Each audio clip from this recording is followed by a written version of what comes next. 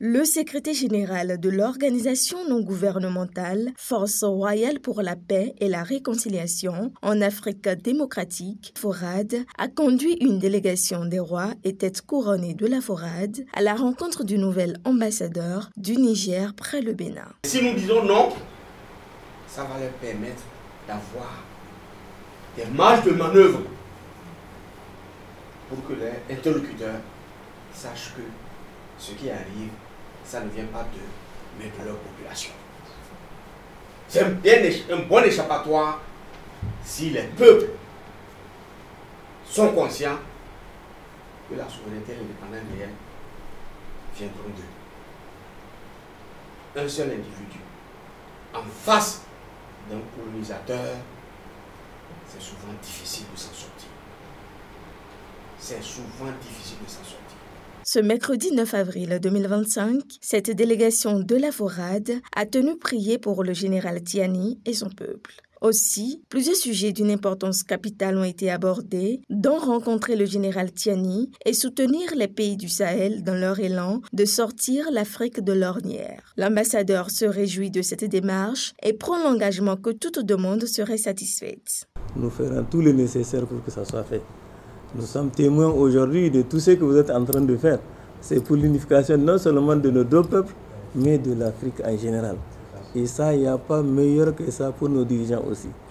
Ça, je crois qu'à travers le général Tiani, vous l'avez dit, vous l'avez vu, c'est un patriote sincère, un panafricaniste. Et il n'y a pas de raison à ce que vous, qui êtes des grands panafricanistes ici, que vous demandez en tout cas à les rencontrer et qu'ils ne puissent pas vous le faire. Inch'Allah, nous le ferons. La FORAD saisit donc cette occasion pour saluer le pragmatisme du nouvel ambassadeur. L'entretien a été un entretien bon enfant, un entretien de grande solidarité, un entretien d'ouverture. L'ambassadeur, nous avons vu en lui un homme d'ouverture, un homme de grande qualité, un diplomate rompu, qui a vite compris. Je pense que nous pouvons faire avec cela. Et il a juré être notre clé de voûte pour que nous puissions rentrer en contact avec l'espace AES. Par la suite, elle invite tous les pays africains à soutenir désormais l'AES pour le développement effectif de l'Afrique. Nous devons nous mettre ensemble entre pays africains, surtout francophones, pour sauver le destin africain à travers l'AES. L'AES, c'est pour le continent africain. Ce n'est pas pour le Niger seul, ce n'est pas pour le Bénin, ce n'est pas pour le Burkina Faso, ce n'est pas pour le Mali seul. C'est pour le continent, tout le continent. C'est une question d'indépendance et de souveraineté. Et c'est comme il l'a dit, ouvrir les yeux. Les Africains doivent pouvoir ouvrir les yeux. Cet entretien de la FORAD, porte-parole de la société civile et du nouvel ambassadeur du Niger près le Bénin, finit sur une belle note d'espoir qui permettrait aux pays africains de s'unir davantage et d'amorcer un développement dans la paix. C'est une initiative de paix, une initiative de rapprochement des deux peuples.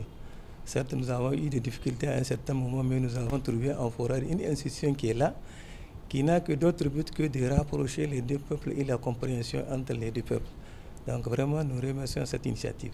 Aujourd'hui, l'Afrique doit s'unir et nos pays qui sont là, le Burkina, le Niger, qui sont en train de chercher une voie de souveraineté, ils doivent être soutenus. Et j'ai compris à travers la FORAD vraiment une institution qui aborde dans le même sens que de la souveraineté et de l'indépendance des peuples africains.